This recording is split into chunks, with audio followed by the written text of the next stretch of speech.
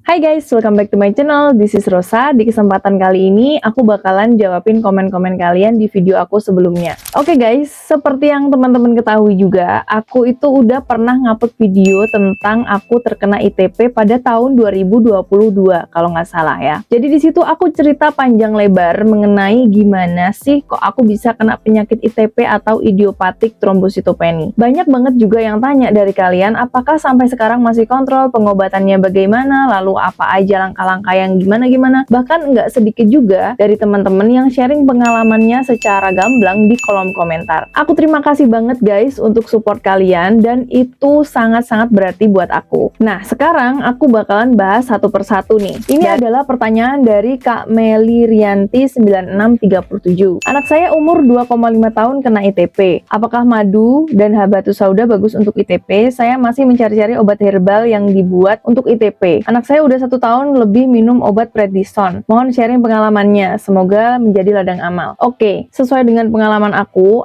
juga konsumsi obat metilprednisolon. Dan itu dosisnya dinaikkan dulu dari 16 mg, lalu habis itu semakin lama semakin berkurang. Jadi waktu didiagnosa pertama itu aku di bulan Januari 2022. Dan aku minum metilprednisolon itu sampai bulan Agustus. Dengan catatan aku konsul ke dokter dan juga rutin seminggu sekali ke dokter. Cuman karena aku ini kerja ikut perusahaan ya teman-teman, jadinya aku nggak bisa ambil cuti sembarangan gitu. Apalagi dengan seminggu sekali seperti itu. Jadinya aku sempat menunda dengan aku ngakalin nih 2 minggu sekali untuk ketemu dokter kayak gitu. Nah, semasa aku minum metilprednisolon itu, aku juga minum obat herbal yang namanya madu angka. Aku juga minum obat herbal dari Naturindo namanya Prosela sama Hepativit. Karena aku ini harusnya minumnya itu 2 kali sehari ya, itu obat metilprednisolon itu aku kurangin sendiri dosisnya tanpa dokter tahu, dan itu aku bener-bener kurangin dan lebih banyakin di obat herbalnya. Semoga menjawab ya kak. Oke, ini ada sharing yang panjang banget ya ini dari Kak Ririn Retna. Masya Allah bisa samaan ya kak, gejalanya awal 3 tahun lalu anak saya laki-laki malahan 11 tahun pertama didiagnosa DBD, kemudian masuk RS lagi karena muntah hebat dan pingsan. RS yang lebih besar ternyata trombo tinggal 5.000, lebam, gusi berdarah, pembuluh darah di mata pecah. Waduh, serem banget kak. Setelah itu baru ketahuan ITP, sampai sekarang juga masih masuk RS puluhan kali. Sekarang rutinan kontrol di RS Surabaya. Bedanya kakak ini bisa cerita detailnya, sedangkan anak saya nyandang autis jadi belum bisa berdetail ceritanya. Makasih sharingnya kakak dan juga selanjutnya ya. Oke kakak, memang trombosit aku itu diagnosanya pertama tuh 5.000 dan juga awalnya kan didiagnosa tuh DB,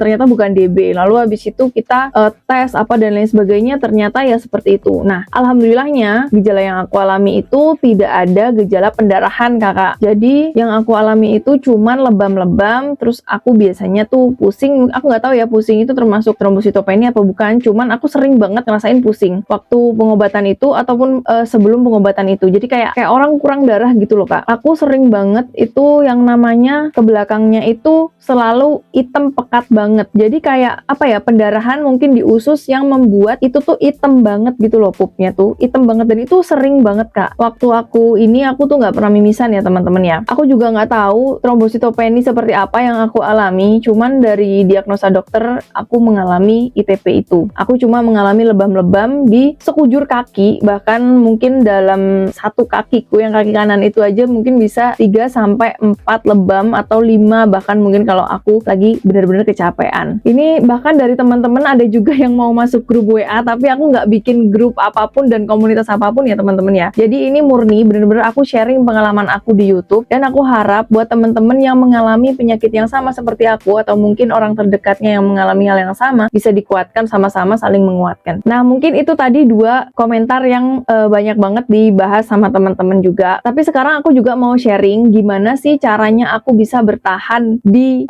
diagnosa itu dan juga apa yang aku pikirkan ketika itu. Waktu aku didiagnosa kena penyakit ITP, itu aku bener-bener down parah. Karena sebelumnya aku tuh mikir sebelumnya tuh aku kegiatannya tuh banyak banget asli, dan kayak mungkin makan nggak terkontrol. Aku dulu belum pernah menerapkan gaya hidup sehat, jadi aku masih makan gula-gula, manis, terus makan yang bertepung-tepung kayak gitu. Jadi kalau aku lapar itu aku makannya somai, nggak makan nasi atau makan sayur gitu, jarang banget. Bukan berarti aku setiap hari nggak makan nasi, tapi aku tetap makan nasi, cuman banyak jajan yang kotor kayak gitu. Setelah aku baca-baca ternyata ternyata jajan yang kotor, manis-manis kayak gitu itu ternyata pemicu untuk sel-sel di dalam tubuh kita tuh gampang rusak gitu teman-teman. Nah, ini yang menyebabkan aku rentan banget kena trombositopenia atau autoimun itu. Jadi itu masuknya ke dalam penyakit autoimun kalau nggak salah aku baca ya. Nah, karena waktu itu aku mengalami depresi yang benar-benar kayak membuat mental aku down, terus merasa tidak berguna, merasa anxiety dan lain sebagainya, itu aku bener-bener nge-push. Pokoknya aku minum obat dari dokter, gimana caranya aku bisa sembuh gitu. Aku mikirnya kayak gitu. Dan juga kegiatan waktu itu yang harusnya itu aku banyak dan bisa menjalani semua secara bersamaan, ternyata sekarang nggak bisa. Bukan karena waktunya yang nggak bisa, tapi fisiknya nggak bisa, guys. Aku merasa ketika aku mengalami pengobatan atau menjalani pengobatan itu, fisikku itu jadi semakin lama semakin lemah, semakin harus bed rest, semakin lemes kayak gitu ya. Aku nggak menyalahkan obat manapun, dan itu yang aku rasakan dan mungkin mindset yang aku jalani pada saat itu. Nah, karena pada saat itu aku merasa kayak badanku kok tambah lemah, tambah lemas, dan aku nggak berdaya banget, tambah lagi depresi, guys. Aku merasa kayak nggak berguna banget gitu loh. Buat apa aku hidup di dunia ini kalau tidak bisa apa-apa, seperti itu.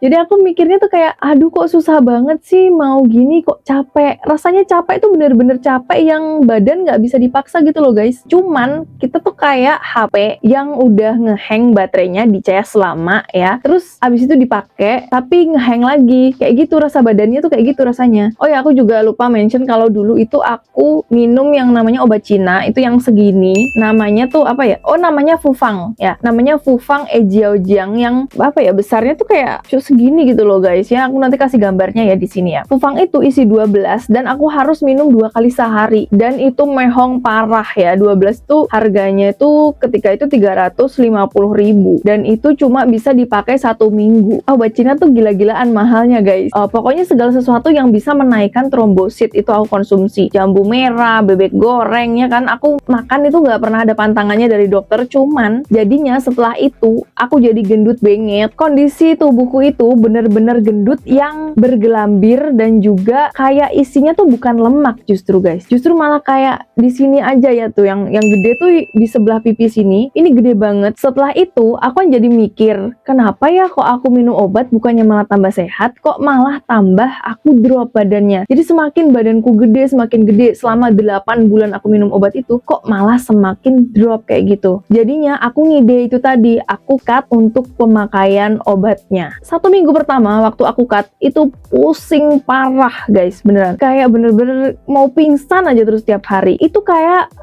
kita, karena aku nggak bisa lepas dari obat itu langsung aku nggak minum gitu. Jadinya aku pelan-pelan untuk ngurangi dosisnya. Akhirnya di bulan ke-7 atau ke-8, di bulan Juli ke Agustus itu aku pure minum yang dari Naturindo itu. Seiring berjalannya waktu aku kena penyakit itu, aku juga semakin lama semakin belajar tentang gaya hidup sehat. Terus habis itu belajar juga menerima keadaan, lalu belajar juga kasih solusi untuk diri aku sendiri. Yang misalkan gampang capek itu aku kira-kira harus ngerjain apa dulu yang mungkin lebih ringan dulu, baru nanti aku ngerjain yang lebih berat dengan porsi waktu tertentu gitu. Kalau dulu kan aku egois banget nih, langsung dikerjain semuanya, pokoknya makannya nanti dulu aja, pokoknya gitu. Setiap aku kontrol ke dokter seminggu sekali atau 2 minggu sekali, itu aku selalu dapet rapot merah, guys. Itu HB aku normal, bagus. Terus leukosit juga normal, sel darah putihnya juga bagus. Tapi yang bermasalah ini trombositnya itu tidak pernah berada di 150.000. Nggak pernah ada di angka itu. Dan itu pasti kurang. Bahkan aku nggak pernah menyentuh angka 100.000, guys. Jadi aku tuh selalu ada di angka di bawah 100.000. Jadi justru malah aku bingung sendiri. Dari perjalanan itu, aku jadi berkesimpulan, kayaknya trombosit ini nggak bisa dipatokan segini gitu loh. Aku jadi kayak, mungkin mindsetku salah ya, cuman aku mikirnya aku nyaman di angka ini, dan aku berjanji pada diriku sendiri untuk menjalani pola hidup sehat dan gak bakal makan makanan yang dulu aku makan gitu loh. Jadinya kayaknya aku ini aja deh, diet aja deh, mungkin aku diet aja, terus habis itu aku memperbaiki pola hidup, memperbaiki mindset, dan juga lebih istirahat yang cukup kayak gitu. Nah, semenjak itu guys, aku berpikir aku tidak kontrol lagi ke dokter. Dan bulan Agustus tuh cuman mungkin aku minum 1 minggu sekali kayak gitu. Nah, aku habis itu udah nggak pernah minum lagi. Di tahun kedua itu aku udah nggak pernah kontrol lagi, bahkan sampai saat ini. Dan fun fact-nya, sampai sekarang aku sudah menikah guys. Dan kata dokter waktu itu, karena aku itu mengalami trombositopeni, jadi kalau misalkan aku mengalami trombositopeni yang berkelanjutan panjang, itu nanti bakal menular ke anak aku gitu. Nah, jadi dokter berupaya untuk kalau bisa nih katanya dulu, kalau bisa benar-benar diprogram baik untuk rencana memiliki anak, dan juga konsul ke dokter seperti itu guys. Nah, itu dia guys pengalaman aku tentang trombositopeni yang udah terupdate di tahun 2025 ini ya. Jadi buat teman-teman, nonton aja video ini. Kalau misalkan teman-teman bingung, teman-teman bisa langsung komen aja di kolom komentar. Nanti insya Allah aku bakalan jawab pertanyaan teman-teman. Terima kasih buat teman-teman yang udah nonton. Bye-bye.